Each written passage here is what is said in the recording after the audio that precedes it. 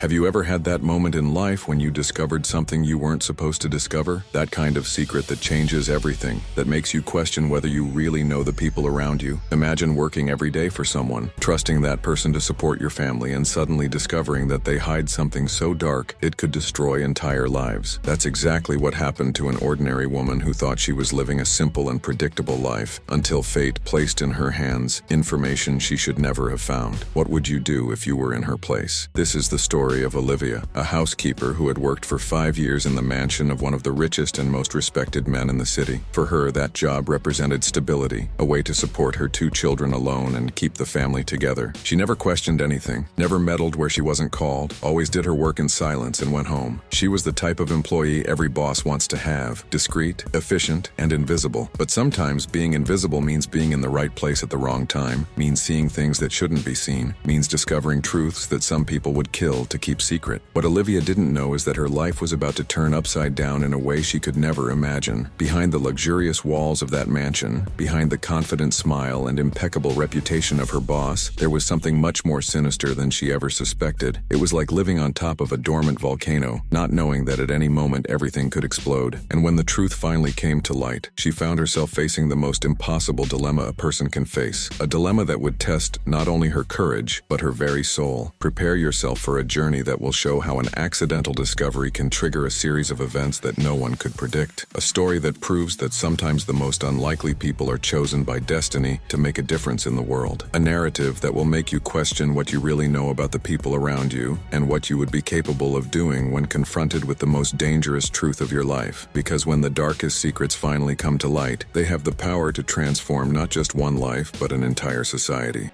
You know that feeling that something isn't right, but you can't put your finger on it? That was exactly what Olivia felt every day when entering that imposing mansion in the city's most noble neighborhood. For 5 years, she had been waking up at 5 in the morning, taking 2 buses and arriving punctually at 7 to begin her housekeeper routine at businessman Robert Mason's house. For her, that job wasn't just work. It was the only way to keep her family together and put food on the table for the 2 children she was raising alone. The salary wasn't the best, but at least it was guaranteed, and in a time when unemployment was knocking on so many people's doors, she considered herself lucky. Olivia had always been one of those people who don't complain about life, one of those who face challenges with their heads held high and do what needs to be done. But even with all that willpower, she couldn't ignore the strange sensation that took hold of her whenever she stepped into that house. It was as if the walls whispered secrets she shouldn't hear. What Olivia didn't imagine is that behind those Italian marble walls and expensive paintings, there was a secret much darker than she could imagine. Robert Mason was known in the city as a successful businessman, owner of a true business empire that ranged from construction companies to technology firms. People saw him as an example of determination and business intelligence, always impeccably dressed and with that confident smile of someone who never knew the word no. He was the type of man who appeared on magazine covers, gave lectures on entrepreneurship, and was invited to dinners with important politicians. In the city, the Mason name was synonymous with power and prestige, and anyone would feel honored to work for him. But Olivia, who spent hours cleaning every corner of that house, began to notice details that didn't match her boss's public image. There was something strange in the air, a tension she couldn't explain, as if the entire house kept a dilemma that no one dared mention. During those 5 years, she had always been discreet and efficient, exactly as a good employee should be. She would arrive, do her work in silence, and leave, without asking questions or meddling where she wasn't called. After all, who was she to question the habits of such a powerful man? Olivia had learned early on that simple people like her shouldn't interfere in the affairs of the rich. It was better to keep her head down, do the job right, and go home to take care of her own family. That had always been her golden rule. Work is work, and personal life is personal life. But in recent months, small signs began to catch her attention in a way she could no longer ignore. It was as if the universe was trying to show her something important, but she still didn't know exactly what. The first strange things she noticed were the whispered meetings that stopped abruptly when she entered to clean. Just imagine the scene. She would arrive with the vacuum cleaner, and suddenly a sepulchral silence would take over the environment. The men in suits who had been talking animatedly seconds before would fall silent, looking at her as if she were a ghost that appeared out of nowhere. Robert always gave that forced smile and said, "Ah, Olivia, you can clean later, please." But his tone of voice was different, tense, almost irritated. She perceived that she wasn't welcome in those moments, but didn't understand why. After all, she was just a housekeeper doing her job, not a spy trying to discover business secrets. But the feeling that something important was being hidden from her and from everyone on, only grew each day. It was as if she were living in a theater play where everyone knew the script, except her. Another detail that began to bother Olivia were the documents being burned in the fireplace, even in the scorching summer heat. Who burns paper when it's 40 degrees outside? That made no sense at all. She would arrive in the morning and find still warm ashes in the fireplace, with a strange smell in the air that wasn't just from burned wood. Once, she even asked Robert if he wanted her to clean the fireplace, and he responded so brusquely that she was startled. "You don't need to worry about that, Olivia. I'll take care of it myself," he said, with a voice that admitted no questioning. From that day on, she began to notice more details. Whenever there were important meetings, the next day the fireplace was full of ashes. It was as if after each meeting, something needed to be destroyed, erased from the face of the earth, and that wasn't normal. Definitely not normal. The tense phone calls were another sign that something was out of place in that apparently perfect empire. Olivia heard Robert talking on the phone with a voice she had never heard before, a voice full of anger, fear, and desperation. He would shout things like, "This can't leak, and you know very well what's at stake here," before hitting his fist on the table with such force that objects would tremble. After these phone calls, he would pace around the house like a caged lion, nervous and irritable with any little thing. Olivia, who had always been observant by nature, began to connect the dots. The secret meetings, the burned documents, the tense phone calls, all of this pointed to a single conclusion. There was something very serious happening there, something that Robert Mason would do anything to keep secret, and she, unwittingly, was right in the middle of it all, even without yet understanding the true dimension of what she was about to discover. It was as if the entire house breathed an air of constant nervousness, and Olivia, even trying to remain invisible, couldn't help but notice that something very serious was happening inside there. The tension was so palpable that she could feel it in the air, like when a storm is forming and lightning will strike, you just don't know where or when. She tried to concentrate on work, dusting the furniture, vacuuming the expensive carpets, organizing the decorative objects, but her mind couldn't stop processing all those strange signs. It was as if each passing day, more pieces of a mysterious puzzle were appearing in front of her, and the worst part was that she had the feeling that soon, all these pieces would fit together in a way that would change her life forever. Because sometimes life has a very peculiar way of putting the right people in the right place, at the right time, so that justice can be done, even when those people have no idea of the role they're about to play in this whole story.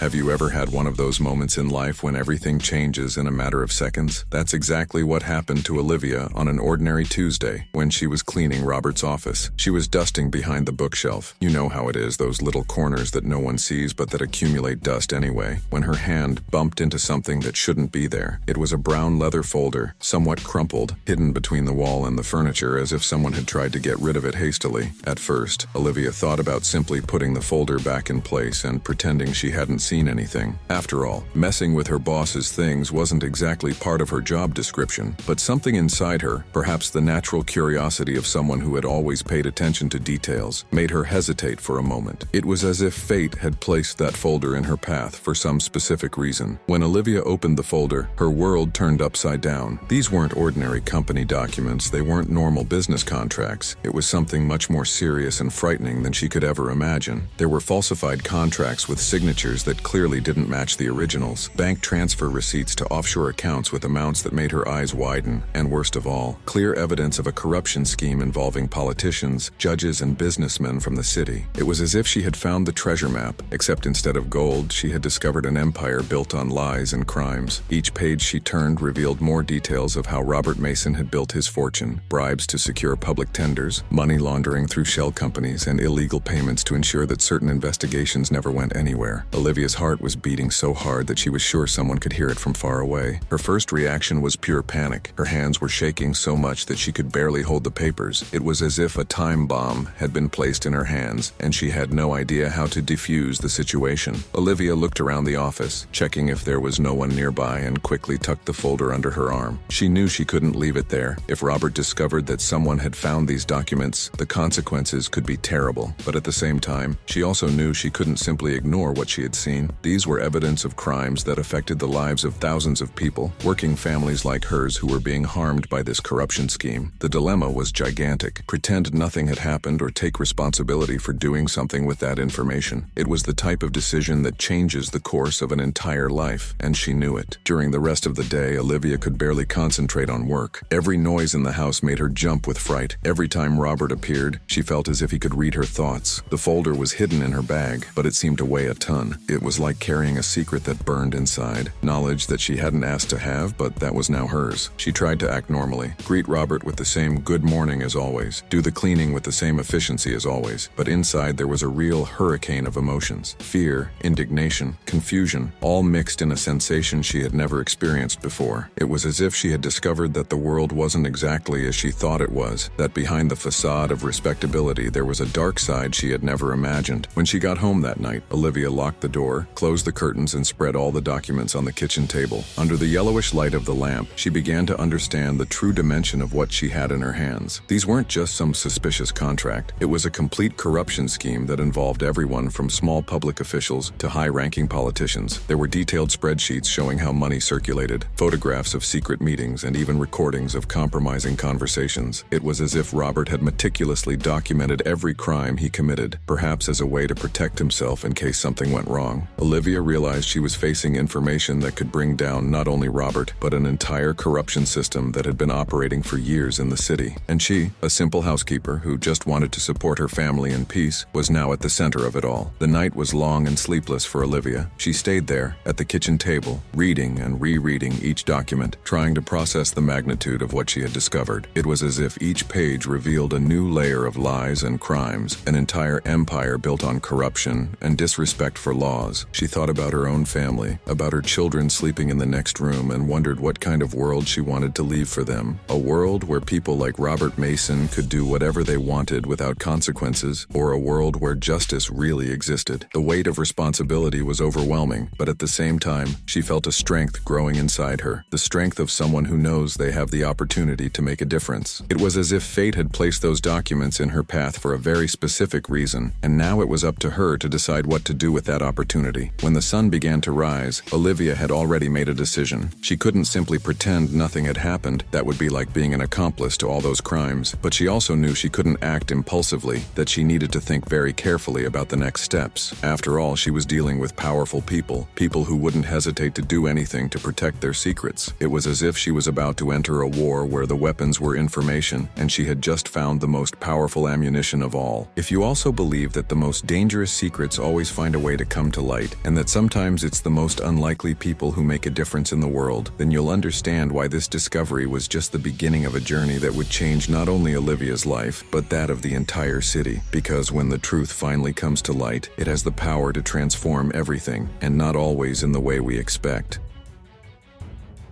In the days that followed the discovery, Olivia transformed into a true amateur detective. Every night, after the children slept, she would sit at the kitchen table with those documents spread in front of her, trying to decipher every detail of the corruption scheme she had in her hands. It was like assembling a gigantic puzzle, where each piece revealed a new facet of Robert Mason's criminal empire. She discovered that the frauds weren't recent. On the contrary, they had been happening for more than a decade, growing and becoming more sophisticated over time. What began as small bribes to speed up bureaucratic processes had transformed into a true money laundering machine that moved millions of dollars every month. Olivia was impressed by the complexity of the scheme. Shell companies created only to mask illegal transfers, overpriced contracts that diverted public funds, and a network of complicity that involved everyone from small officials to major authorities. It was as if she had discovered a parallel city where normal rules didn't apply and where money bought anything, including justice. The more she studied those documents, the more she understood the true magnitude of what she was facing. It wasn't just an isolated case of corruption. It was an entire system built to benefit the powerful at the expense of the weakest. Olivia discovered that many of the city's public works, from hospitals to schools, had been overpriced to generate illegal profits for Robert and his accomplices. The money that should have been used to improve people's lives was being diverted to bank accounts abroad, while ordinary people, like her and her family, continued suffering with low-quality public services. It was revolting to realize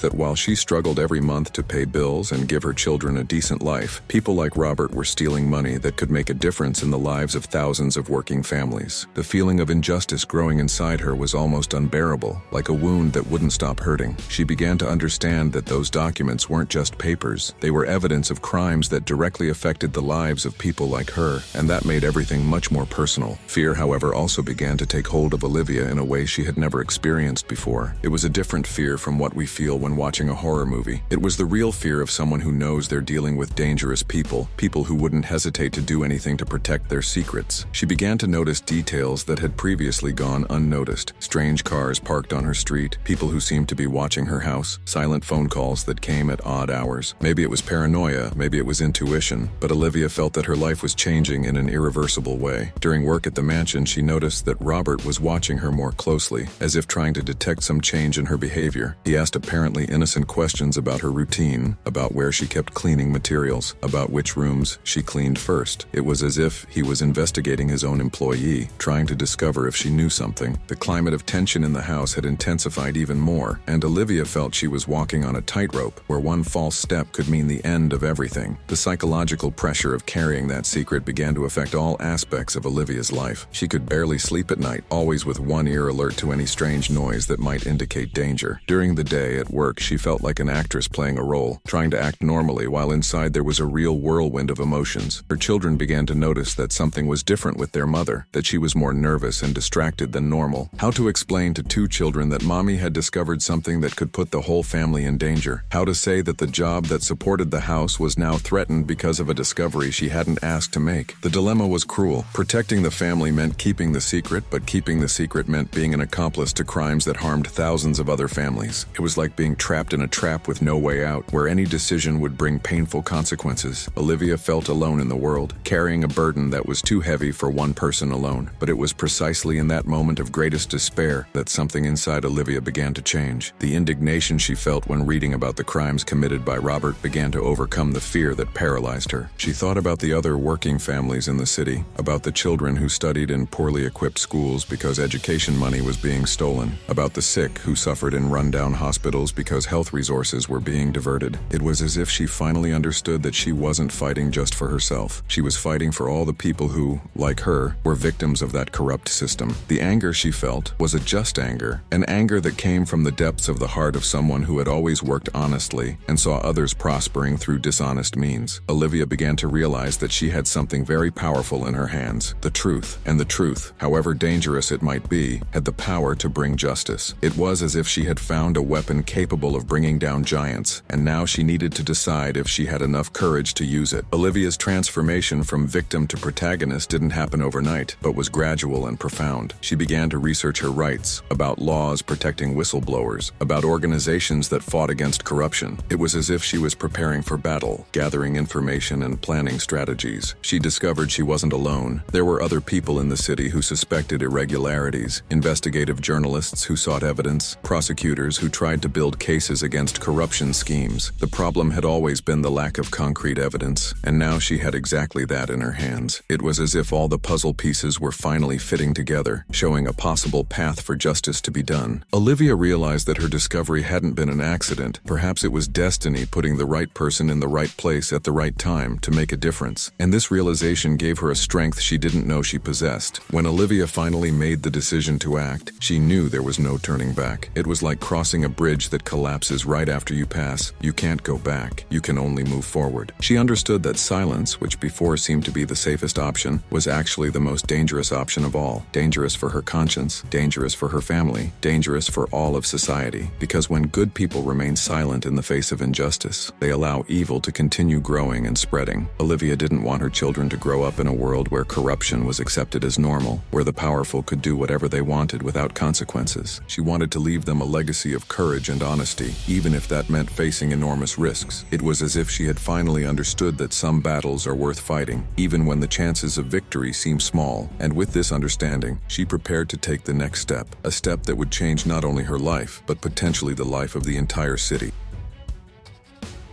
Olivia's world completely collapsed when she realized that Robert began to suspect that someone had tampered with his files. It was on a Thursday morning that she noticed the first change in his behavior. He was more attentive, more observant, asking questions he had never asked before. "Olivia, have you been cleaning the office properly? Haven't you noticed anything out of place there?" The question came accompanied by a penetrating look she had never seen before, a look that seemed to try to read her thoughts. She responded with the naturalness she could muster, but inside her heart raced like an unregulated engine. It was as if himself he knew something was wrong, but still wasn't sure what. In the following days, Robert began appearing in the office at unusual hours, always with the excuse that he had forgotten something important. Olivia perceived that he was checking if everything was in place, looking for signs that someone had violated his sanctuary of secrets. The tension in the air was so dense that she could feel it physically, like a storm that's about to explode. Robert's paranoia intensified when he discovered that some documents were missing, exactly those that Olivia had taken home. She saw when he opened the file where the folder should be and found only empty space. The expression on his face changed completely, going from suspicion to pure panic. It was like watching a man realizing that his empire was about to crumble. He began to ransack the entire office, desperately searching for the lost documents, murmuring words that Olivia couldn't understand completely, but that sounded like threats. "Who came in here? Who had access to this information?" he shouted to himself like a man on the verge of a nervous breakdown. Olivia tried to continue her cleaning normally, but her hands were shaking so much that she could barely hold objects. It was like being in the eye of the hurricane, knowing that at any moment the storm could turn against her. The dilemma she faced now was no longer just moral, it was a matter of survival. It was at this moment that Olivia realized she was being watched, and the fear she felt transformed into pure terror. She began to notice strange cars parked on her street, always with people inside who seemed to be observing her house. When she left for work or to take the children to school, she had the constant sensation of being followed. These were small details, but together they formed a frightening pattern. The same car appearing in different places, faces she saw repeatedly in places where they shouldn't be, silent phone calls that came at strange hours. It was like living in a suspense movie, except this time it was real, and she was the protagonist. The worst part was knowing that her children were also potentially in danger. She looked at them playing innocently in the living room and felt her heart break, thinking that her discovery could put these two children at risk. It was a dilemma too cruel for any mother to face. How to protect the family when you've discovered something that powerful people would do anything to keep secret. The weight of the decision Olivia faced was simply overwhelming. On one side, there was her family's safety, the job that supported the house, the quiet life they led, the protection that came from not getting into trouble with powerful people. On the other side, there was justice, the opportunity to expose crimes that harmed thousands of people, the chance to make a difference in the world, the moral responsibility not to be an accomplice to evil. It was like being on a scale where any choice would bring painful consequences. If she denounced Robert, she would lose her job immediately and become a target for people who wouldn't hesitate to harm her and the children. But if she remained silent, it would be like accepting that corruption continued destroying the lives of working families like hers. It was the type of dilemma that has no right answer, where any decision requires enormous sacrifices. Olivia spent entire nights awake, looking at the ceiling and trying to find a third option that didn't exist. It was like being trapped in a trap where all exits led to suffering. The psychological pressure intensified when Robert began making veiled threats during work. He didn't say anything directly, but his words carried a threatening subtext that chilled Olivia's blood. "You know, Olivia, I've always valued loyal employees, people who know how to keep their mouths shut about matters that aren't their business. Or, it's a shame when good people get into trouble because of excessive curiosity. Sometimes knowing too much can be very dangerous." He said these things with a smile on his face, but his eyes were cold as ice. It was like receiving a direct message that he knew that she knew, and that the consequences of any action would be severe. Olivia felt she was walking on a tightrope over an abyss where one false move would mean the fall. The fear she felt wasn't just for herself, it was mainly for the children, who depended on her for everything and who weren't to blame for being in this situation. It was like carrying the weight of the world on her shoulders, knowing that any decision would affect not only her life, but the lives of the people she loved most in the world. During this period of terror and uncertainty, Olivia found herself forced to take precautions she never imagined she would need to take. She changed her daily routine, varying the times and routes she took, always alert to signs that she was being followed. She began leaving the children at the neighbor's house instead of taking them to school personally, inventing excuses not to expose them to possible dangers. It was like living in an invisible prison, where every movement needed to be calculated and every decision carried risks. She hid copies of the documents in different places, fearing that her house could be invaded at any moment. Sleep became a rare luxury as she spent nights awake, listening to every street noise, every creak of the house, every sound that might indicate danger. It was a way of living that no human being should have to endure, but which became her reality after discovering the truth about Robert's corruption empire. The irony was cruel. She had found evidence that could bring justice to thousands of people, but using that evidence could destroy her own family. It was in this moment of greatest despair that Olivia realized she could no longer delay the decision. The dilemma that had tormented her for weeks needed to be resolved, because the uncertainty was destroying her mental sanity and affecting her children. children, who began to notice that something was very wrong with their mother. It was like reaching a crossroads where you need to choose a path, knowing you can't turn back afterward. She looked at the documents spread on the kitchen table, then looked at the photo of the children on the wall, and finally understood that the real question wasn't whether she had the courage to denounce Robert. The real question was whether she had the courage not to denounce him. Because remaining silent would mean teaching the children that it's acceptable to be an accomplice to injustice when it's convenient, that it's normal to close your eyes to others' suffering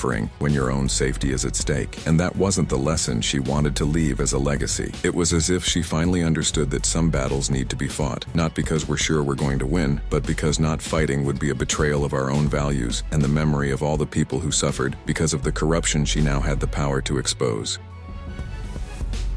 When Olivia finally gathered courage to take the first step toward justice, she decided to seek out an investigative journalist she had seen in a corruption report on television. It was a man named David Garcia, known for his courageous investigations and for not being afraid to face powerful people. The meeting took place in a discreet cafe in the city center, away from the curious eyes she constantly felt upon her. Olivia arrived nervous, with a folder containing copies of some of the most compromising documents she had found. When she showed the evidence to David, she saw his eyes widen with surprise, and then shine with the excitement of someone who had just found the holy grail of investigative journalism. "This here is pure dynamite," he said, leafing through the papers with reverent care. "If we can verify the authenticity of all this, we have enough material to bring down not only Robert Mason, but an entire corruption network that has been operating for years in the city." It was as if Olivia had just handed over the key that would open all the doors that investigative journalism had been trying to open for so long. But she still didn't imagine that this would be just the first of many surprising reactions that were to come. News of the denunciation spread faster than Olivia expected, and the first reactions came from her own neighbors, people she had known for years and who had always treated her with affection and respect. To her surprise and disappointment, many of them didn't react with the support she expected. Mrs. Maria, the neighbor of more than 20 years, was one of the first to confront her. "Olivia, what's this story about you causing problems for your boss? The man gave you a job for 5 years and now you're going to bite the hand that feeds you?" It was like receiving a slap in the face from someone you considered a friend. Other neighbors whispered when she passed, making comments that reached her ears like stabs. "I always knew that woman was problematic. Who does she think she is to mess with important people? Maybe she was the one stealing and now wants to blame the boss." It was devastating to realize that people she considered close were more concerned with maintaining the status quo than supporting someone who was trying to do the right thing. It was like discovering that the world wasn't as black and white as she imagined, that even among the oppressed there were those who preferred to accept oppression rather than fight against it. But not all reactions were negative, and some of the most surprising came from people Olivia would never expect to support her. Mr. Joaquim, the owner of the bakery where she bought bread every day, pulled her aside one morning and said quietly, "Olivia, I don't know exactly what you discovered, but I know you're an honest woman. If you're denouncing someone, it's because you have more than enough reason. You can count on me for whatever you need." It was like finding an oasis in the middle of the desert, an unexpected relief amid so much judgment. Her children's teacher also approached her discreetly. "Mrs. Olivia, I've worked in education for 15 years and I know how corruption affects our schools. If you're fighting against this, know that you have my total support." These demonstrations of solidarity came from simple people, workers like her, who understood firsthand how corruption harmed their daily lives. It was like discovering that there was a silent network of honest people who were waiting for someone to have the courage to take the first step. These voices of support, even though whispered, gave Olivia the strength she needed to continue fighting. The most painful and unexpected reaction came from her ex-husband, Paulo, who saw in the situation an opportunity to try to take custody of the children. He appeared at her door one afternoon with a malicious smile she knew all too well. "Olivia, have you completely lost your mind? You're putting our children in danger because of this obsession with justice. Maybe it would be better if they stayed with me until you resolve this whole mess." It was as if he had punched her in the stomach. Paulo had never shown much interest in the children after the divorce, visited them sporadically and rarely paid child support on time. But now, seeing an opportunity to use the situation against her, he was trying to pass himself off as a concerned father. The dilemma this created was devastating for Olivia. She was fighting for justice precisely to leave a better world for the children, but this fight was being used as an argument to take them away from her. It was a cruel irony that made her question whether she had made the right decision. For nights on end, she stayed awake imagining terrible scenarios where she would lose custody of the children for trying to do the right thing. It was like being trapped in a trap, where every movement to free herself only tightened the ropes more, but it was precisely when everything seemed lost that a guardian angel appeared in the form of a lawyer named Charlotte Smith. She had read about the case in the newspapers and offered to defend Olivia for free. "Mrs. Olivia, I've worked with human rights for 15 years, and cases like yours are exactly why I chose this profession. You're not alone in this fight." It was as if the universe had sent help exactly when she needed it most. Charlotte not only helped her defend against her ex-husband's attempts to take custody of the children, but also guided her about her rights as a whistleblower and about available legal protections. She explained that there were specific laws to protect people who denounce corruption, and that Olivia had the right to police protection if necessary. It was like discovering that there was an entire support system she didn't know existed, people dedicated to protecting those who have the courage to fight against injustice. The lawyer's presence brought not only legal security, but also a sense of legitimacy to her cause. She was no longer alone against the world, she had someone qualified by her side. The domino effect of reactions continued spreading in ways Olivia could never have predicted. Other people who worked for Robert or who had business with him began approaching her discreetly, some to offer support, others to try to intimidate her. One of Robert's company secretaries called her in the early morning. "Mrs. Olivia, I can't say much, but I want you to know that there are more people who know about the wrong things that happen here. You were brave to denounce, and that gave hope to those who were afraid to speak." It was like discovering that there were other people who also carried heavy secrets, but who hadn't had the courage to act. On the other hand, she also received threatening calls from people who identified themselves as Robert's friends. "It would be better for you and your family if you stopped this nonsense and disappeared from the city." These threats were terrifying, but at the same time confirmed that she had hit the target. If they were trying to intimidate her, it was because her denunciation was causing the impact she expected. It was like being in the center of a storm, where contrary winds blew from all directions, but she knew she needed to stay firm in the eye of the hurricane. The most surprising revelation of all came when Olivia discovered she wasn't alone in her fight. There were other victims of Robert's corruption scheme who were waiting for exactly an opportunity like this to manifest themselves. A businessman who had lost a public tender suspiciously sought out journalist David Garcia after learning about Olivia's denunciation. A public official who had been pressured to facilitate illegal contracts decided to break his silence. An accountant who had been forced to falsify documents finally found courage to tell her story. It was as if Olivia's courage had created a chain reaction, inspiring other people to come out of the shadows and join the fight for justice. Each new voice that joined the chorus of denunciations strengthened the case and diminished the intimidation power of Robert and his accomplices. It was proof that when one person has the courage to take the first step, they can inspire many others to follow the same path. And that's how Olivia realized that her decision to fight for justice had triggered something much bigger than she imagined. A movement of ordinary people who were tired of accepting corruption as something normal and who had finally found a way to fight against it.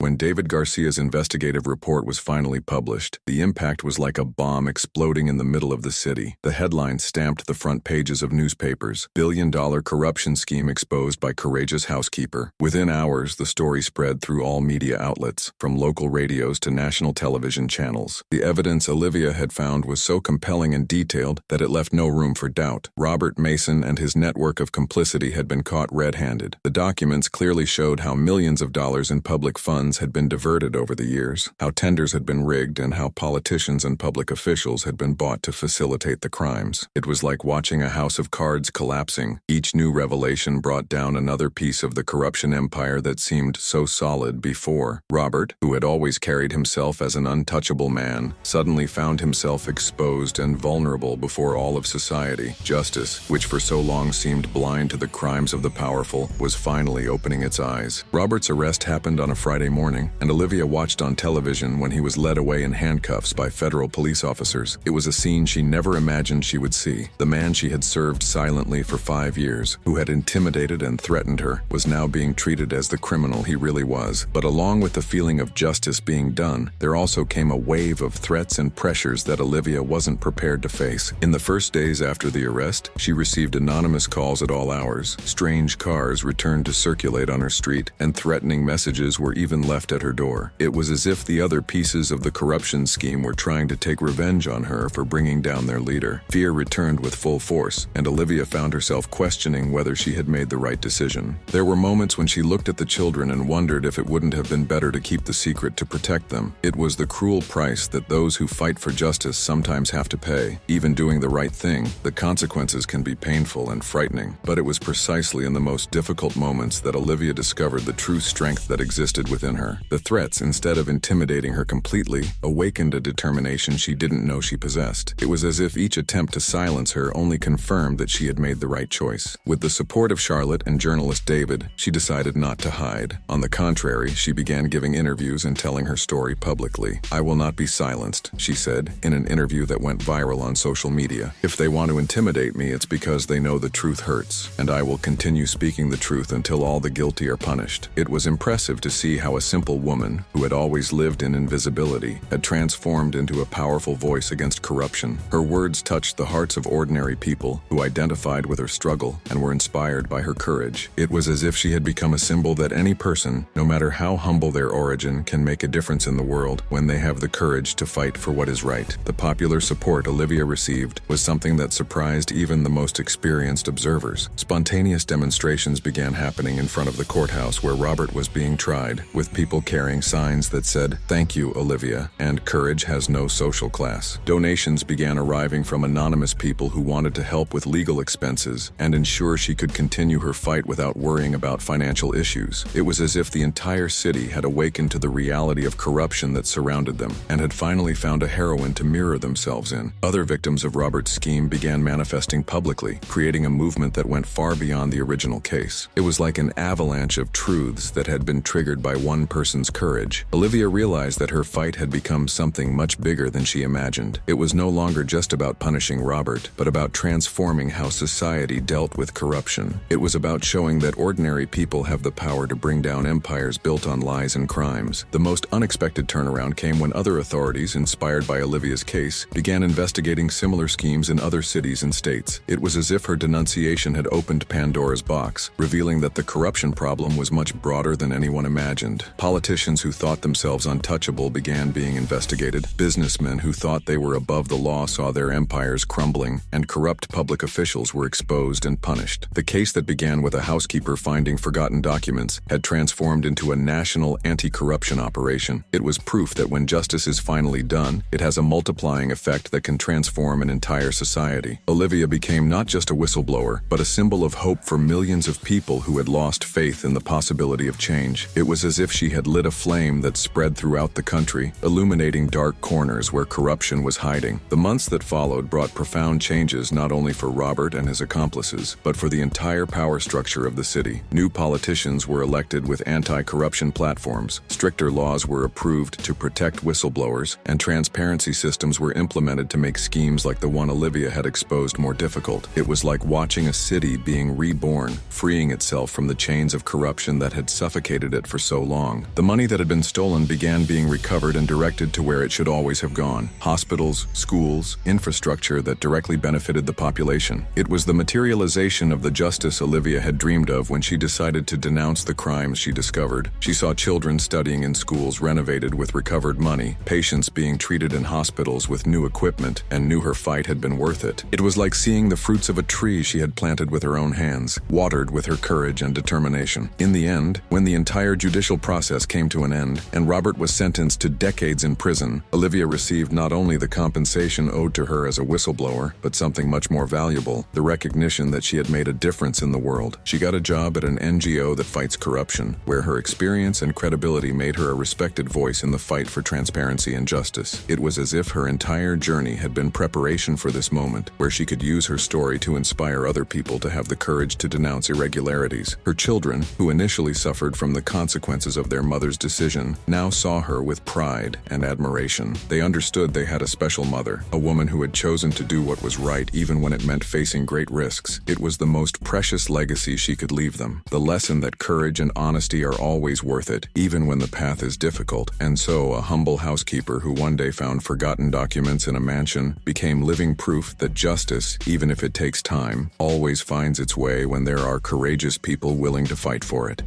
Olivia's story teaches us a powerful lesson about courage and determination. She proves that it doesn't matter how simple your origin or how powerful your adversaries. When you have truth on your side and courage in your heart, it's possible to move mountains. A humble housekeeper managed to bring down a corruption empire that seemed untouchable, showing that justice isn't a privilege of the rich and powerful, but a right of all those who have the courage to fight for it. Her journey reminds us that each of us has the power to make a difference in the world, even when circumstances seem impossible. What's most impressive impressive about Olivia's trajectory is how she transformed her greatest fear into her greatest strength. The dilemma that almost destroyed her, choosing between protecting her family and seeking justice, ended up becoming the key to protecting not only her own children, but thousands of other families who were being harmed by corruption. She discovered that sometimes, to really protect those we love, we need to have the courage to face the dangers that threaten all of society. Her story is a reminder that true security doesn't come from hiding from problems, but from having the courage to solve them. Olivia's transformation from an invisible employee into a powerful voice against injustice shows that heroes aren't born ready. They're forged in life's most difficult situations. She wasn't special for having superpowers or extraordinary resources, but for having something many people have lost: the capacity to be outraged by injustice and the courage to act even when everything seemed to be against her. Her victory wasn't just personal, but collective. She opened the way for other people to also have the courage to denounce irregularities and fight for their rights. This story shows that the most dangerous secrets always find a way to come to light, and that truth, however hard it may be, is always more powerful than lies. If this narrative touched your heart and made you reflect on the importance of courage and honesty, share this video with someone who also needs that inspiration. Give it a like if you believe that ordinary people can do extraordinary things, and subscribe to the channel for more stories that show the transformative power of human courage. Sometimes the right story arrives exactly when we need it to remind us that it's worth fighting for what is right.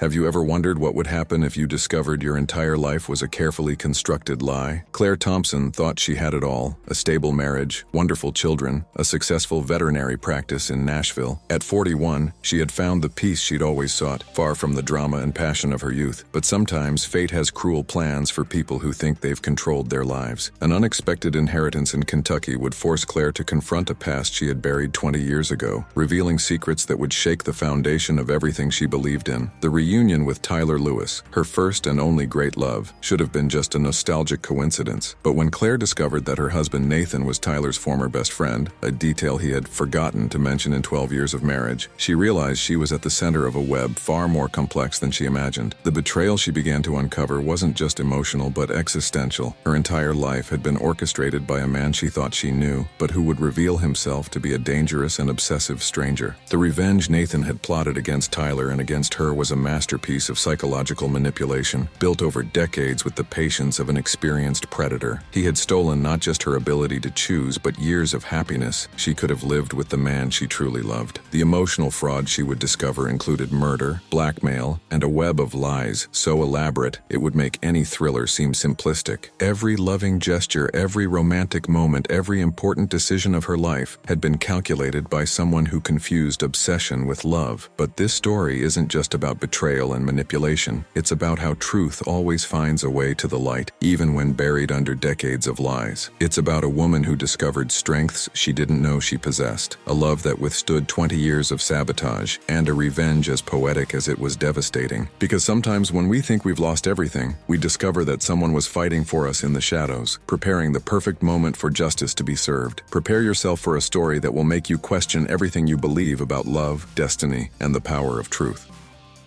Claire Thompson woke up every morning at 6 sharp, brewed strong coffee, and watched Nashville come alive through her kitchen window. At 41, she had built exactly the life she'd always dreamed of: a thriving veterinary clinic, 2 healthy twin children, and a marriage that, despite its ups and downs, worked like a Swiss watch. Nathan, her musician husband, was always traveling with the band, but that never bothered her much. In fact, she even enjoyed those quiet moments when she could dedicate herself completely to the animals and children. The routine was comforting, predictable, safe, everything a woman who grew up in instability could desire. Each day followed an almost mathematical pattern: clinic in the morning, lunch with the twins, appointments in the afternoon, family dinner when Nathan was in town. It was a life without major upheavals, without unnecessary drama, without the anger that had marked her turbulent youth. Claire had learned to value peace above all else, even if it meant giving up certain passions. The romance of her life now was with stability, and she was at peace with that choice, or at least she believed she was. was. The veterinary clinic Paws and Hearts was her pride and joy, built brick by brick over 15 years of hard work. She started treating animals at home, then rented a modest little room until she could buy the building where it operated today. Clients adored her. Claire had a special way with animals, infinite patience that made even the most aggressive dogs calm down in her hands. Nathan always joked that she understood animals better than people, and maybe he was right. With animals, everything was simpler. They didn't lie, didn't betray, didn't hold grudges for years. When a dog was in pain, it showed. When it was happy, it wagged its tail without ulterior motives. It was an honest, transparent world where emotional fraud simply didn't exist. Claire had found in this universe the perfect refuge for a soul that had been hurt too much in youth. The revenge that time sometimes brings against our dreams had been gentle with her, or so she thought. The twins, Jake and Emma, were the light of her eyes, two 10-year-old children full of energy and curiosity. Jake had inherited his father's musical talent, always with a guitar in his hands, while Emma showed signs of following her mother's footsteps, caring for all the injured animals she found along the way. They had a close relationship with Nathan, who, even though he traveled a lot, always made time for the children when he was home. Her husband's absences were never a source of conflict. Claire understood that music was his passion, just as animals were hers. There was a tacit agreement between them. He pursued his dreams on the road, she took care of the family base in Nashville. It was an arrangement that worked, even though sometimes Claire felt a pang of loneliness during the long tours. But loneliness wasn't betrayal, and she had learned to fill those voids with work and dedication to the children. Hollywood romance was in the movies. Real life was made of commitments and responsibilities. Nathan Brooks was a good man, one of those people everyone likes to have around. Talented guitarist, dedicated father, present husband when he was home. They met at a mutual friends party 15 years ago, when Claire was starting the clinic and he was struggling to take off in music. It was one of those romances that are born from friendship, grow slowly, and solidify in companionship. There was no overwhelming passion, no sleepless nights thinking about each other. It was something more mature, more calculated, more secure. Nathan courted her with the patience of someone who knew she had been hurt in the past, respecting her limits and fears. When they finally got married, Claire felt she had found her safe harbor. The anger and pain of youth were left behind, replaced by a tranquility she never imagined possible. It was a different love, but it was love, or at least that's what she repeated to herself in sleepless dawns. Life in Nashville had its own rhythm, a cadence that combined perfectly with Claire's temperament. The city breathed music, but also had space for other dreams, other professions, other ways of being happy. She had adapted well to the climate, the people, the local culture. The neighbors were friendly, the community welcoming, and she had built a solid network of friendships over the years. There were the mothers of the twins' friends, veterinary colleagues, clients who became friends. It was a rich social life, but not complicated, exactly how Claire liked it. No drama, no intrigue, nothing that could shake the carefully constructed structure. The emotional fraud that had marked her youth was a thing of the past. Now she lived surrounded by genuine people and transparent relationships, or at least that's what she believed, until that fateful Tuesday in October. Sometimes life has a cruel way of showing us that not everything is what it seems. On that Tuesday in October, however, everything changed forever. The phone rang during lunch, interrupting her conversation with the assistant about a golden retriever that needed surgery. On the other end of the line, a formal and distant voice informed her that her Aunt Margaret had died and left her a property in Kentucky. Claire felt the world spin for a second. She hadn't seen her aunt in more than 15 years, and never imagined she would be remembered in the will. The horse farm in Lexington represented not just an unexpected inheritance, but a forced return to the past she had carefully buried. It was as if fate was playing a trick on her, forcing her to revisit memories she preferred to keep locked away. The betrayal of time was beginning to reveal itself, bringing to light secrets she didn't even know existed. That phone call would be the first domino in a sequence that would change everything. The decision to travel to Kentucky wasn't easy, but something inside her, perhaps curiosity, perhaps nostalgia, pushed her toward that small town where she had spent the summers of her adolescence. Nathan was in the middle of a West Coast tour. The twins had tests at school and the clinic was packed with patients, but the inheritance needed to be resolved, papers signed, the property evaluated. While packing her suitcase, Claire had no idea she was about to discover that her entire life had been built on an elaborate lie. The revenge that fate sometimes plots against our naivety was just beginning to unfold. The romance she thought she had left behind in Kentucky was about to resurface devastatingly. The emotional fraud that would mark the coming months would begin with a simple reunion, and the anger she thought she had overcome would return with full force, forever changing her perception of love, loyalty, and truth.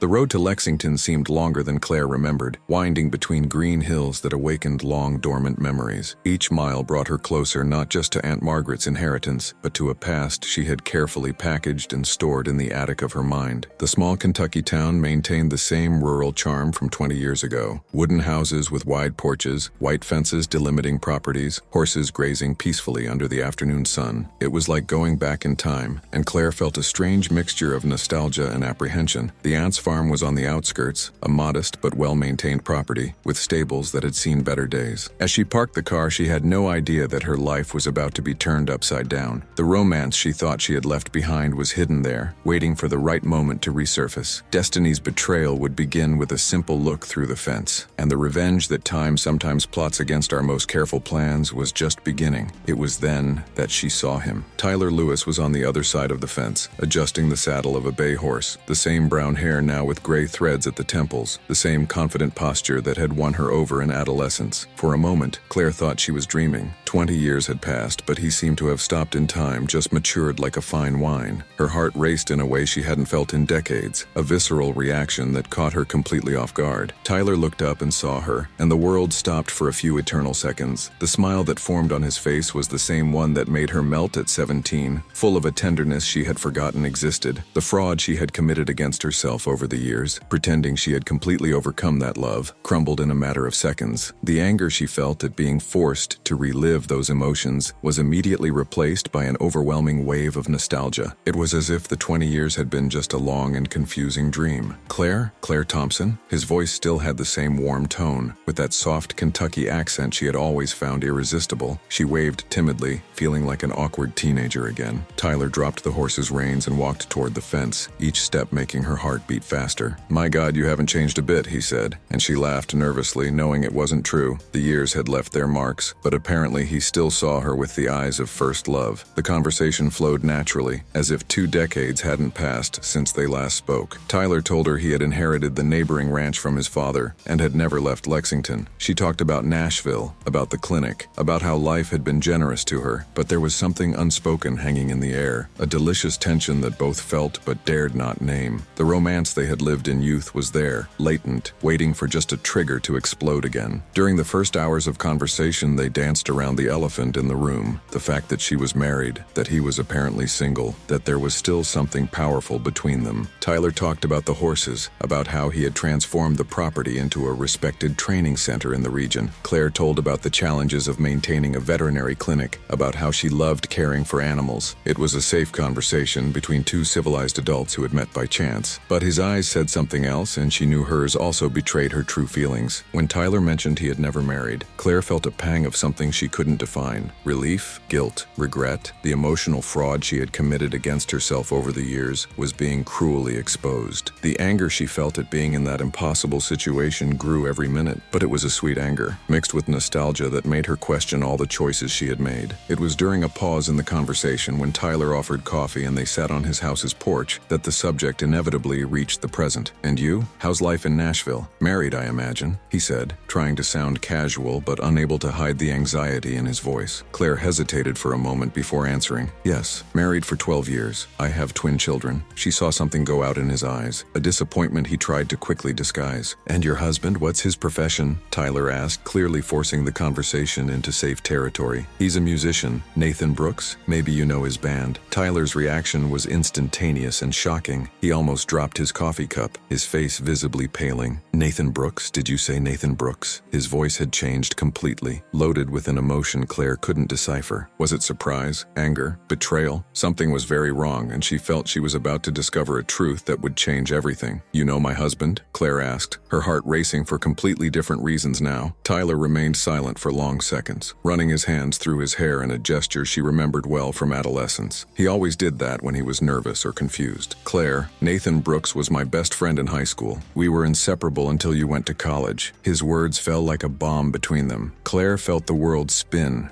trying to process the impossible information. How was it possible that her husband was Tyler's best friend and she never knew? How had Nathan never mentioned knowing Tyler? The emotional fraud being revealed was much bigger than she imagined. Destiny's revenge was showing its claws, and she was at the center of a web of coincidences that seemed too impossible to be true. The anger that began to grow inside her wasn't directed at Tyler, but at Nathan. Why had he never told her about this friendship? The romance she thought she had left behind was proving more complicated than she had ever imagined. But how? Why did he never tell me about you? Claire asked, her voice trembling. Tyler slowly shook his head, as if he too was trying to understand the situation. We lost touch when you went to college. I stayed here. He went to Nashville to pursue his music dream. We talked a few times in the first years, but then nothing. I didn't even know he had gotten married. His explanation made sense, but something still bothered Claire deeply. Why had Nathan never mentioned Tyler, even casually? Why, in 15 years of relationship, had the former best friend's name never come up in conversations? The betrayal she was beginning to feel wasn't romantic, but emotional, as if she had been deceived about something fundamental. Tyler continued. A few years after you moved, I tried to get in touch with him, but the numbers had changed, and I ended up giving up.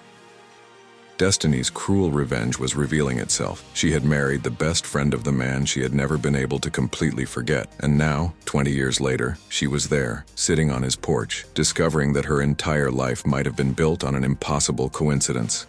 The following weeks turned into an emotional roller coaster that Claire never imagined living again. Resolving Aunt Margaret's inheritance required more time than expected. There were documents to sign, lawyers to consult, the property to evaluate and put in order. Each day in Kentucky was an excuse to postpone the return to Nashville, and Claire knew she was playing with fire. Tyler offered to help with the farm's horses, knew all the veterinarians in the region, had contacts that would facilitate the sale or maintenance of the property. It was genuine help, but both knew there was much more behind that growing proximity. The fraud Claire committed against herself was evident. She wasn't staying because of the inheritance, but because of him. The revenge that Destiny plotted against her organized life was working perfectly. The romance she thought she had buried resurfaced with every conversation, every look, every shared moment. The anger she felt at being in that situation was mixed with a happiness she hadn't experienced in years, and the betrayal she was beginning to commit against Nathan grew silently, day after day. The meetings began innocently. Breakfast to discuss inheritance papers, lunches to meet buyers interested in the property, walks through the fields to evaluate the condition of the pastures. Tyler was the perfect gentleman, respectful, careful not to cross limits they both knew existed, but the chemistry between them was undeniable, an electric current that ran through the air whenever they were close. They talked about everything, about the dreams they had in youth, about how life had taken them down different paths, about the choices they made and those they didn't make. Tyler told her he had had some serious relationships over the years, but none had resulted in marriage. I think I never managed to completely forget one person, he said one afternoon, looking directly into her eyes. The emotional fraud Claire committed by not telling Nathan about these meetings weighed on her conscience, but the sweet revenge of reliving those emotions was too addictive to resist. The anger she felt at betraying her husband's trust was overshadowed by the intensity of the romance that was resurging. It was during one of these conversations that Tyler revealed something that completely changed Claire's perspective on her marriage. They were organizing Aunt Margaret's belongings in the house's attic when he casually mentioned, "You know, it's funny how destiny works. Nathan always knew about us too." Claire stopped rummaging through the boxes and looked at him confused. "What do you mean?" Tyler sighed, as if he was revealing something he had kept for a long time. "In the last years of high school, Nathan was kind of obsessed with you. He always asked about our relationship, wanted to know if it was serious, if we had plans for the future." The revelation fell like a bomb. Claire had never noticed Nathan's interest in her at the time. He was just Tyler's quiet friend, always present but never in the foreground. When you went to college and we broke up, Nathan was euphoric. He said he would finally have a chance. The emotional fraud being revealed was much bigger than Claire imagined. Destiny's revenge showed its claws. She had married a man who had desired her since adolescence while loving another. The romance of her life had been interrupted by someone who patiently waited for his opportunity. The discovery that Nathan had always known about her relationship with Tyler changed everything. Claire began to rethink every moment of their dating and marriage. search, looking for signs she had missed at the time. Nathan had really appeared in her life at a vulnerable time, right after the painful breakup with Tyler, when she was lost and needing direction. He had been patient, understanding exactly what she needed at that moment. But now, with the perspective of years and Tyler's revelations, Claire was beginning to question whether everything had been calculated. The anger she felt grew with each new reflection. Had Nathan planned everything? Had he approached her knowing exactly who she was and what she represented? The betrayal she was beginning to feel was no longer just emotional, it was existential. Her entire life could have been built on an elaborate lie. The romance she lived with Nathan had always seemed safe, predictable, but never passionate. Now she understood why. He loved her, but she had never loved him the same way. The fraud was being committed on both sides, each pretending feelings that didn't completely exist. The conversations with Tyler became more intimate, more dangerous. They began to talk about what could have been, about the dreams they shared in youth, about what their lives would be like if they hadn't separated. "I always wondered if you thought about me," Tyler confessed one afternoon as they walked through the farm's fields. "Every day," Claire answered before she could control herself. The raw honesty of that confession left them in silence for long minutes. The tension between them had reached an almost unbearable point. They hadn't touched beyond casual greetings, but the attraction was palpable, electric, dangerous. Claire knew she was on the edge of an emotional precipice. The revenge that destiny plotted against her organized life was almost complete. The betrayal she committed against Nathan grew every day, every conversation, every moment she spent with Tyler. The romance that was resurging was more intense than in youth, seasoned by maturity and the awareness that time was precious. The anger she felt at being in that impossible situation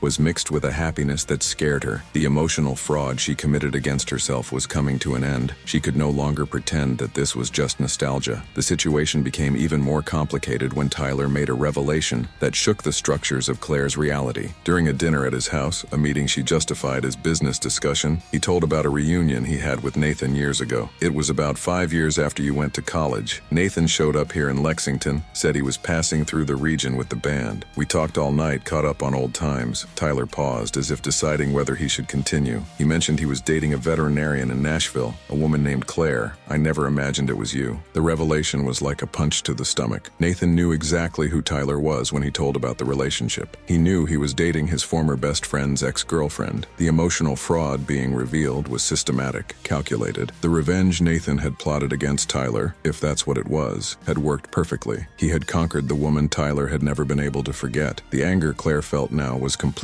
directed at her husband. The betrayal wasn't just in her feelings for Tyler, but in discovering that her entire life could have been a carefully orchestrated lie. The romance she had lived for 12 years with Nathan was beginning to seem like a carefully orchestrated farce. The last week in Kentucky was the most intense of all. Claire knew she needed to return to Nashville, that she couldn't postpone the return to reality any longer. But each day beside Tyler made her question all the choices she had made in life. They finally kissed on a rainy afternoon, a kiss loaded with 20 years of longing and regret. It was a moment of pure betrayal against Nathan, but also of liberation from an emotional prison Claire didn't even know existed. The fraud she had committed against herself over the years completely crumbled in that kiss. Destiny's revenge was almost complete. She had found her great love again, but was married to the man who had orchestrated their separation. The romance that was resurging was overwhelming, but also impossible. The anger she felt about the whole situation was mixed with a passion that consumed her. When they finally separated, both knew they had crossed a line from which there was no return. Claire's carefully constructed life was about to crumble, and she didn't know if she wanted to prevent or accelerate the process. The truth about Nathan and his motivations was about to come to light, and Claire sensed that the worst was yet to come.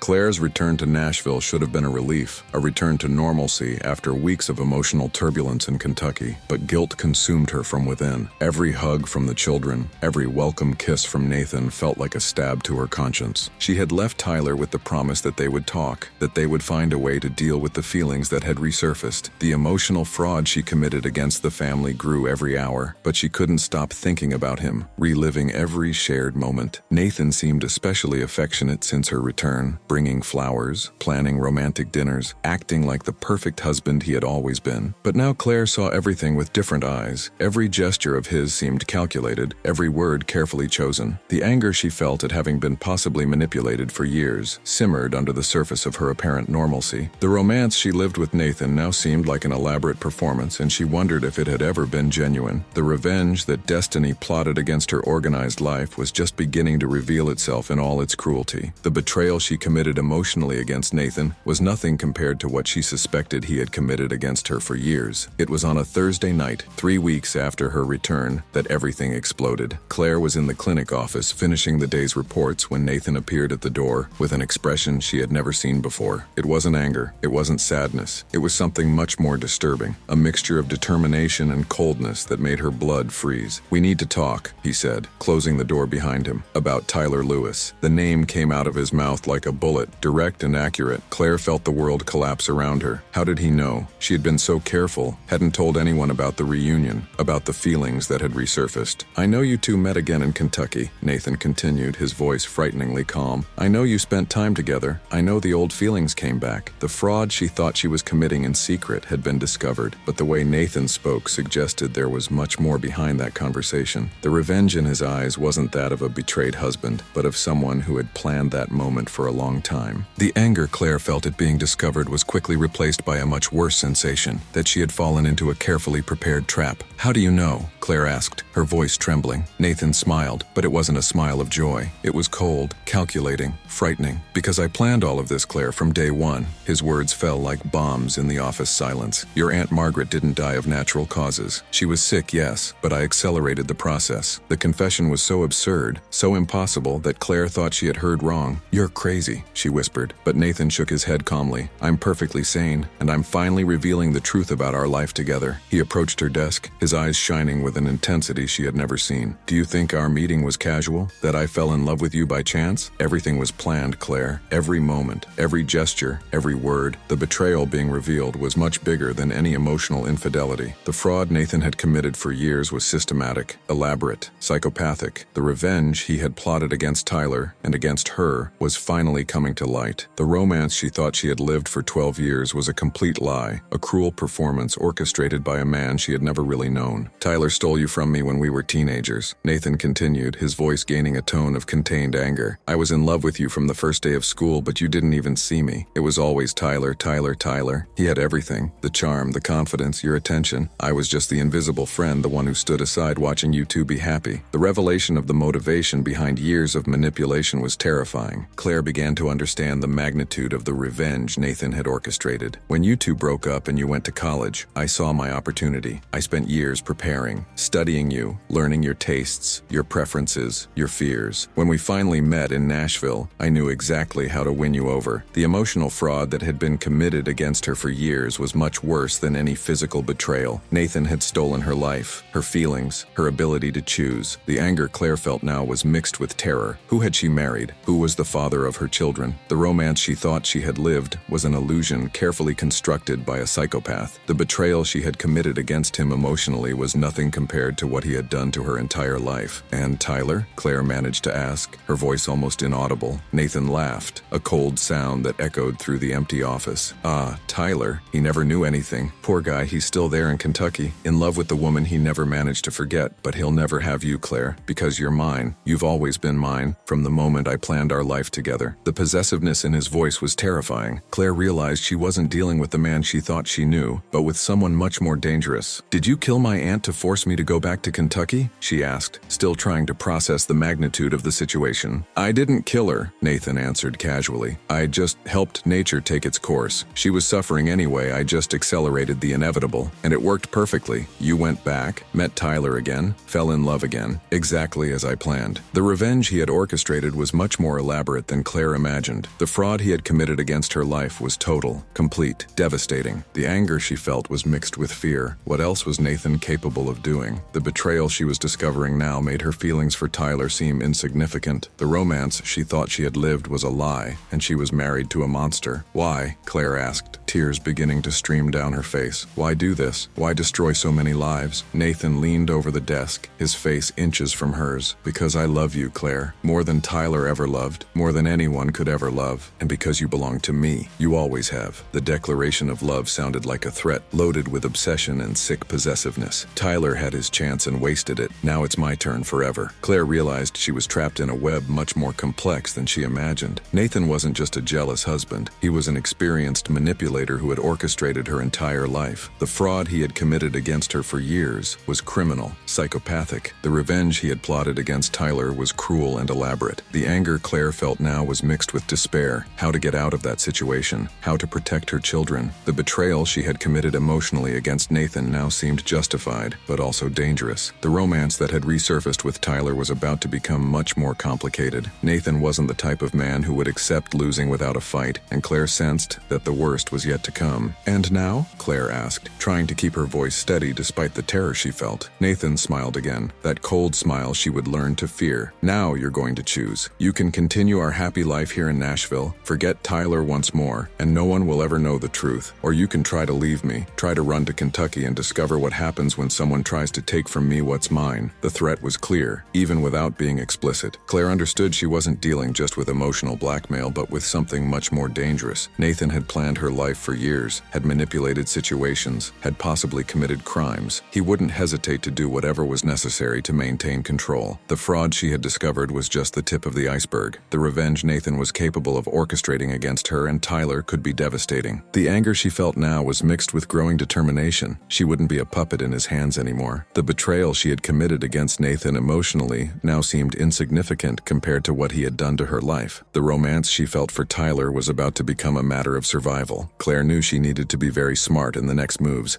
because she was dealing with a man who had proven capable of anything to get what he wanted.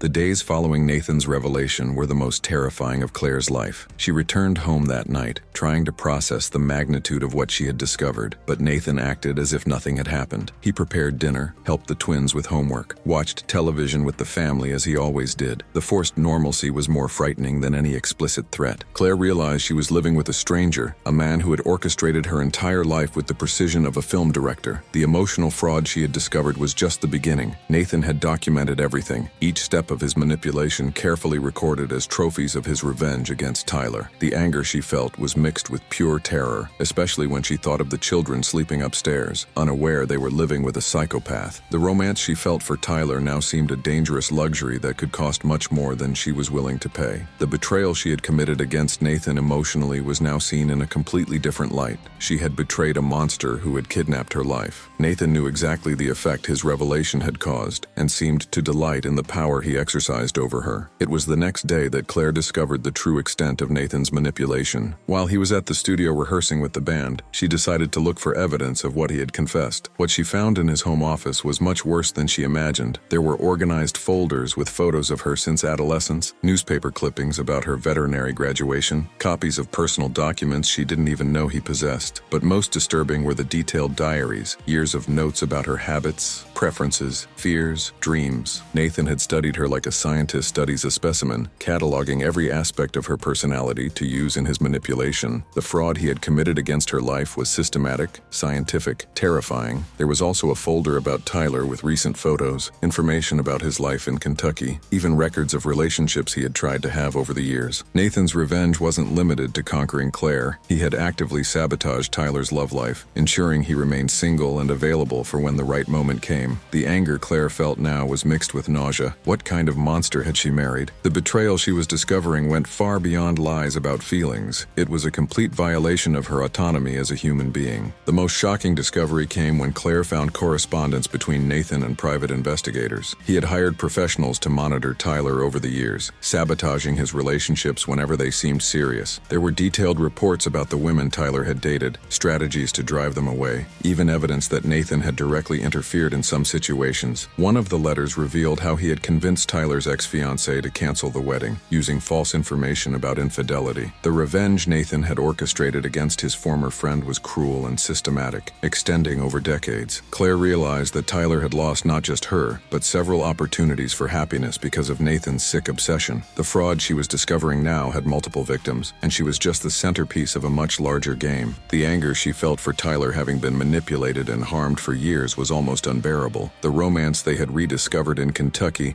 now seemed even more precious, knowing how many obstacles Nathan had placed in his path. The betrayal Nathan had committed against their friendship was much deeper than any emotional infidelity she could have committed. But the discovery that really broke Claire was finding evidence that Nathan had manipulated even Aunt Margaret's death. There were emails exchanged with a caregiver who worked at the nursing home where the aunt was interned, suspicious payments, veiled references to accelerating the natural process. Aunt Margaret had been murdered, not directly, but through deliberate medical negligence orchestrated by Nathan. The revenge he had plotted included homicide, and Claire realized she was married to a criminal much more dangerous than she imagined. The fraud she had discovered now included murder, and she wondered how many other deaths Nathan might have caused over the years. The anger she felt was mixed with absolute terror. If he was capable of killing a defenseless elderly woman to execute his plan, what else would he be capable of doing? The romance she felt for Tyler now seemed like a death sentence for both of them. The betrayal Nathan had committed against basic humanity was unforgivable, but Claire knew she needed to be very careful about how to use this information. Nathan had proven to be a meticulous and relentless planner, and she couldn't underestimate his capacity for destruction. The situation became even more complicated when Claire discovered that Nathan had documented everything not out of nostalgia, but as insurance against possible future problems. He had created false evidence that she knew about his plans from the beginning, forged documents that would incriminate her as an accomplice to his manipulations. The fraud he had orchestrated included an emergency exit that would destroy her if she tried to expose him. There were fake emails in her name, fabricated conversations, even edited recordings that suggested her active participation in the schemes. Nathan had planned not just to conquer her, but to ensure she could never escape without destroying herself in the process. The revenge he had plotted was a perfect prison, built over years with the patience of an experienced predator. The anger Claire felt now was mixed with despair. How could she expose Nathan without incriminating herself? How could she protect Tyler without putting him in even greater danger? The betrayal she was discovering included her own programmed destruction, and she realized Nathan had thought of everything. The romance she felt for Tyler now seemed like a deadly trap, exactly as Nathan had planned from the beginning. It was then that Claire found the most disturbing evidence of all. Nathan had planned not just to reconquer her, but to completely destroy Tyler. There were documents detailing a plan to frame him for crimes he hadn't committed, planted evidence that would lead him to prison, even strategies to ruin his reputation in the Kentucky community. Nathan's final revenge wasn't just to have Claire, but to ensure Tyler lost everything: freedom, dignity, future. The fraud she was discovering now included the systematic destruction of an innocent man, and Claire realized that every moment she spent with Tyler in Kentucky had been a trap being set. Nathan had allowed, even encouraged, their reunion because it was part of his bigger plan. The anger she felt now was absolute. Nathan wasn't just a manipulator, but a sadist who delighted in others' suffering. The romance she and Tyler had rediscovered was exactly what Nathan wanted to happen, so he could use it against both of them. The betrayal she was discovering was much bigger than anything she could have imagined. Claire realized she was at the center of a deadly game where Nathan controlled all the pieces, and that any false move could destroy not just her life, but Tyler's, and even her children's. The final revelation came when Claire discovered that Nathan had documented even his plans for the children. He had prepared strategies to use Jake and Emma as emotional weapons if she tried to leave him, including false evidence that she was an inadequate and dangerous mother. The fraud he had orchestrated included the possibility of taking her children from her, using maternal love itself as a chain to keep her trapped. Nathan had thought of everything, every possible reaction, every escape attempt, every form of resistance. The revenge he had plotted was a masterpiece of psychological manipulation, built over decades with the patience of a perfect predator. The anger Claire felt now was mixed with iron determination. She wouldn't allow Nathan to destroy more lives, wouldn't allow him to use her children as pawns in his sick game. The betrayal she was discovering included threats to the safety and well-being of her children, and that crossed a line she couldn't tolerate. The romance she felt for Tyler now seemed secondary compared to the urgent need to protect Jake and Emma. Claire knew she needed a plan, needed help, needed a way to turn the game against Nathan before it was too late. The war had begun, and she was determined to win, no matter the cost. 6 months after the devastating discovery about Nathan, Claire thought she had lost everything: her sanity, her faith in humanity, her ability to trust anyone again. She had spent weeks terrified, pretending normalcy at home while secretly copying all the evidence she had found, desperately trying to find a way to escape the trap Nathan had built around her life. The lawyer she consulted in secret was clear. The forged evidence Nathan had created was too convincing, and any attempt to expose him would result in her own legal destruction. The fraud he had orchestrated was perfect, every detail calculated to ensure his impunity. The anger she felt was mixed with despair. How to fight against someone who had planned every move decades in advance. The romance she felt for Tyler now seemed an impossible dream, especially knowing that any contact with him could result in the destruction of both. The betrayal Nathan had committed against her life seemed to have won, and Claire saw herself trapped forever in an existence she hadn't chosen. The revenge he had plotted against Tyler and against her seemed complete and irreversible, until a letter changed everything. The correspondence arrived on a Tuesday morning, delivered personally by a lawyer Claire had never seen before. The envelope bore the name Margaret Thompson, her aunt, and was sealed with red wax like in old movies. Inside, there was a handwritten letter in the aunt's trembling handwriting, dated just 1 week before her death. "My dear Claire," the letter began, "if you're reading this, it means Nathan has finally revealed his true nature, and you've discovered the extent of his manipulation." The first lines made Claire's heart stop. How did the aunt know? The letter continued. "I discovered his plans 5 years ago when he approached me pretending to be a researcher interested in family history, but I recognized the obsession in his eyes. It was the same I saw in my own husband before he tried to kill me." The revelation that Aunt Margaret had been a victim of domestic violence and had recognized the signs in Nathan was shocking. The fraud Nathan had tried to commit against the aunt had been discovered, but she had pretended to fall into the trap to protect Claire. The revenge the aunt had planned against Nathan was just beginning to be revealed. The anger Claire felt now was mixed with admiration for the courage of the woman she had underestimated. The betrayal Nathan had committed had been anticipated and prepared by someone much smarter than he imagined. The letter revealed that Aunt Margaret had spent the last 5 years of her life meticulously preparing Nathan's downfall. She had hired private investigators, the same ones Nathan used but without his knowledge, to document all his crimes. There was real evidence of murders, manipulations, financial fraud,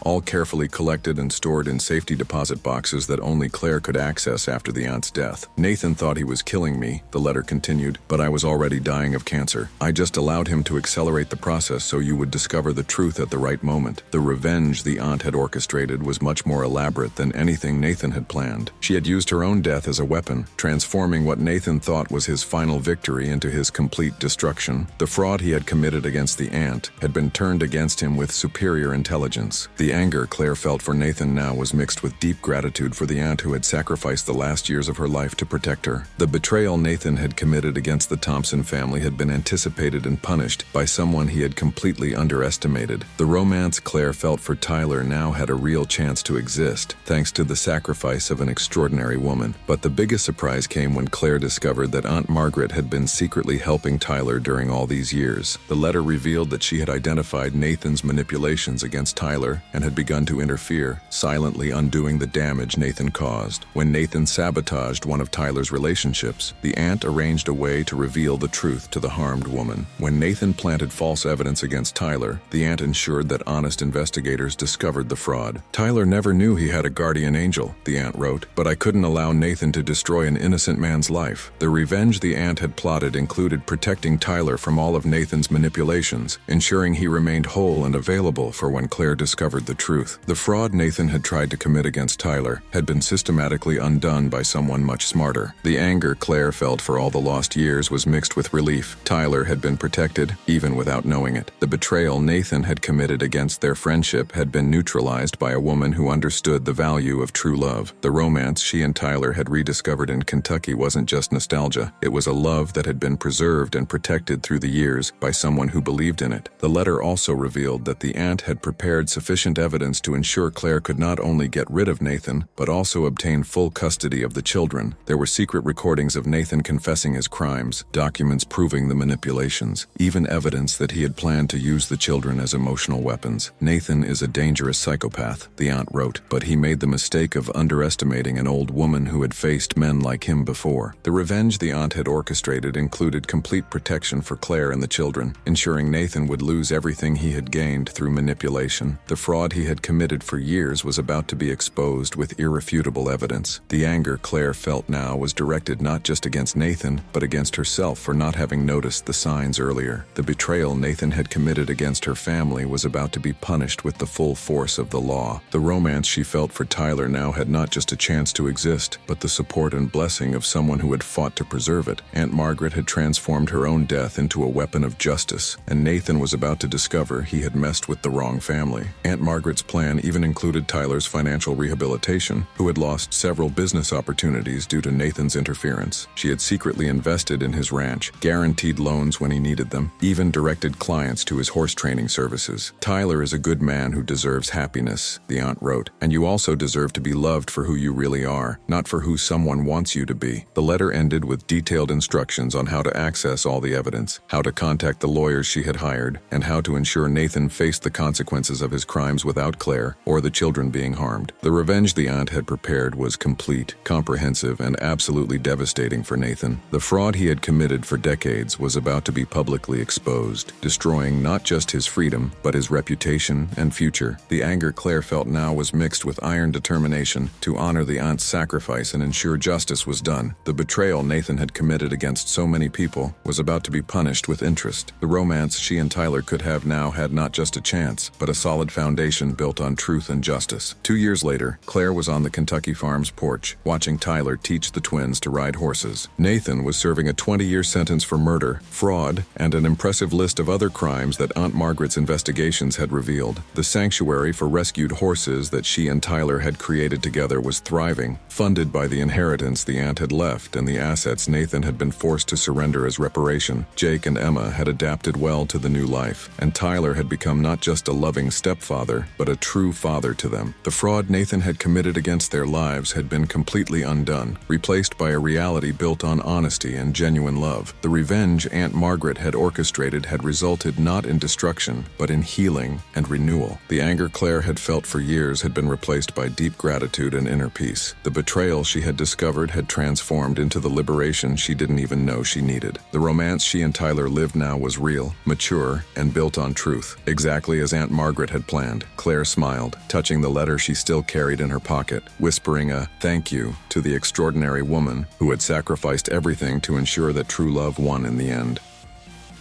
Claire's story teaches us that coincidences aren't always the work of chance. Sometimes they're the result of manipulations carefully orchestrated by people who confuse obsession with love. Nathan spent decades building a life based on lies, believing he could force someone to love him through control and emotional fraud. But truth has its own power, and no matter how elaborate a lie may be, it always finds a way to surface. The revenge he plotted against Tyler and Claire ended up turning against him, proving that those who sow betrayal reap destruction. Aunt Margaret shows us that true love sometimes manifests in unexpected ways, through silent sacrifice, discreet protection, relentless fight for justice. She transformed her final years into a mission to protect Claire and Tyler, proving that the wisdom of experience can be a powerful weapon against evil. Her revenge wasn't driven by anger, but by genuine love and desire for justice. She understood that sometimes we need to fight not just for our own happiness, but for the happiness of those we love. Claire and Tyler discovered that true love can survive decades of separation, manipulation, and sabotage. They learned it's never too late to start over, to build a life based on honesty and mutual respect. The romance they live now is more mature, more conscious, more precious because it was conquered through overcoming immense obstacles. They prove that fraud can deceive for a while, but cannot destroy genuine feelings forever. The anger they felt from betrayal transformed into gratitude for the second chance they received. This story shows that truth always wins, even when it seems like lies have all the power. If you know someone living in a situation of emotional manipulation,